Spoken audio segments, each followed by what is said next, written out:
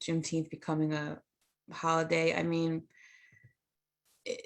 I saw it, I had the kind of same reaction, kind of like, okay, cool. And then I kind of moved on because, it's frustrating when it's like, you think of all the marches and all the protests, and it's like, those weren't all for, Uncle Ben to not be on the rice box, or you know, for us them to get rid of Aunt Jemima or anything like that. Like these little wins that don't feel like wins. And, you know, as someone I've heard someone, a colleague has said to me before, we take a risk every time we go outside.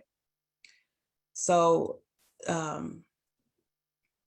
can't celebrate as much as I would like to for it being a federal holiday. So.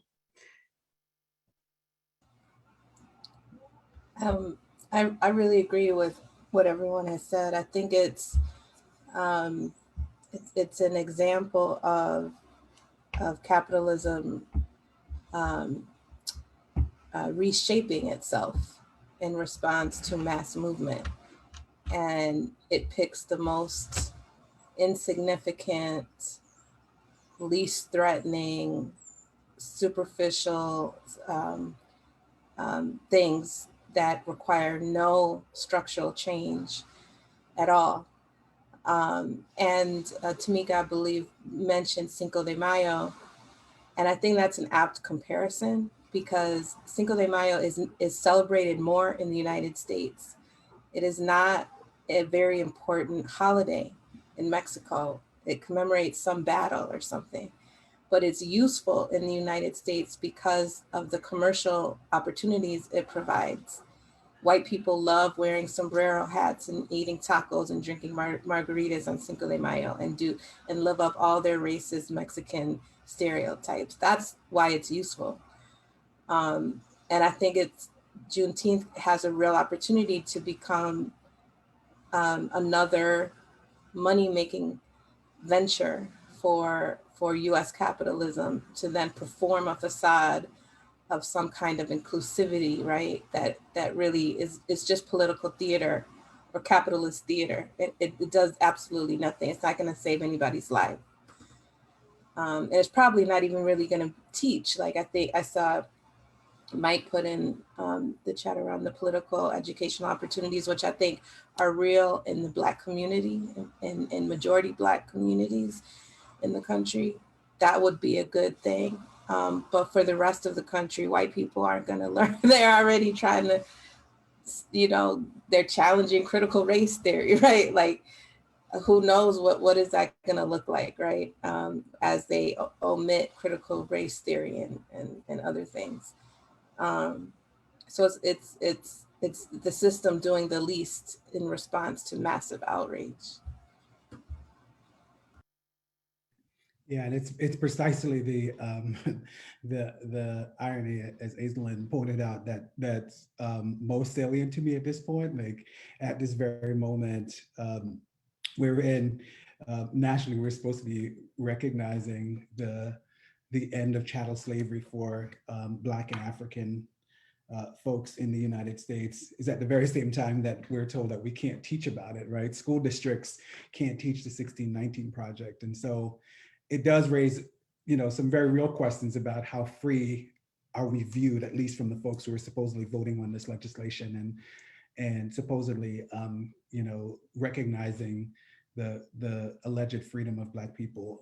I think as organizers, we recognize that things are always impossible until they're done, right? Things are always impossible until we actually work to create possibilities. And I know that there are a number of us as Black folks who have no idea what Juneteenth even is, right? And I think, we often start from the place where we recognize that we must be the ones to save ourselves. We must be the ones to free ourselves. And before I can kind of worry about white folks writ large, specifically around Juneteenth, which we know is going to be commercialized, so is Pride, so is Cinco de Mayo, so it's all these other supposed holidays, points of remembrance and reflection, they're all commercialized, right? But I do think there lies an opportunity for us to educate ourselves. There lies an opportunity for us to to bring our own people along in acknowledging all the ways in which we still need to be free, right? When we look, for example, at the last 50 years as a window into all the work that still needs to be done in creating economic systems in which Black people get to participate, whether it be on housing or working conditions or healthcare or even life expectancy, right? There's still quite a bit of work that needs to be done. And certainly, you know, I'm not hopeful about the future of Juneteenth, especially at a time when we see voting rights is being taken from us, right? Especially when we see all these other rights being rolled back. But I do think we have an opportunity to bring our own folks along. I do think we have an opportunity to have conversations within our own communities where we create a marker around all the ways in which we still need to be liberated, and not all of which is physical, some of which is mental, right? Some of which is just the idea that we need to recognize that we deserve to be to be free, and it can be possible, must be possible for us. So if, let's say, that's how we approach it, I might shift a little bit from this panel and look at it as a moment of internal hope.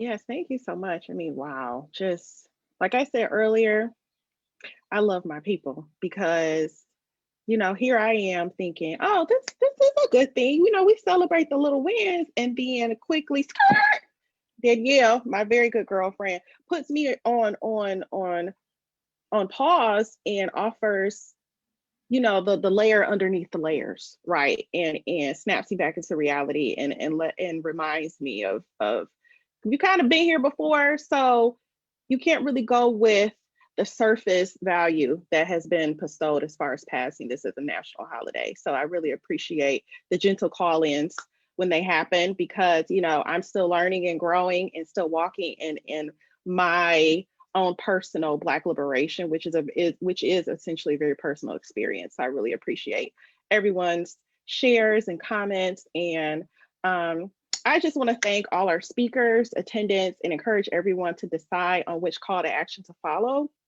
through on. So we encourage everyone on the call to follow through on at least one. You can definitely follow BlackRoots Alliance social media pages. Yes, we are on Facebook, Twitter, Instagram, LinkedIn, we everywhere, we out here. You can also like one of our partner organization social media pages, Southsiders Organized for Unity and Liberation, also known as SOUL, Black Lives Matter Chicago, Grow Greater Inglewood, Ujima Medics or UMedics is more their social media handle, and Equity and Transformation, also known as EAT. You can definitely sign up to become a volunteer for any one of our partners, and find and follow any of our speakers' work, social media platforms, and upcoming engagements. I know some of them have posted how and where to find them throughout the chat. We appreciate everyone who has the privilege to donate to one, some, or all of our organizations, because our work needs funding, obviously.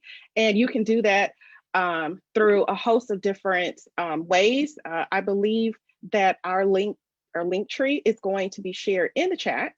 And if you really enjoyed this event, register for the next. A lot of our partners are doing events all of the time. They are also doing their own versions of Juneteenth celebrations that are all listed on their social media pages. And finally, if you have the absolute capacity to contact your local, state, and or federal elected officials and share what you've learned here today around Afrofuturism, Black liberation. We not gonna keep taking crumbs. Like, if you're gonna make Juneteenth an official holiday, it needs to be a service day, right? And it also needs to be an opportunity for reparations to be realized, because I mean, it's been enough time already. We need to start arguing, and folks need to just do the right thing at this point. All of them have addresses, phone numbers, and some have social media accounts as well. A lot of elected officials can be found on Twitter. And until next time, stay safe, well, and motivated to see your own personal version of Black liberation realized. Thank you so, so much. And enjoy the weekend. Bye. Thank you all.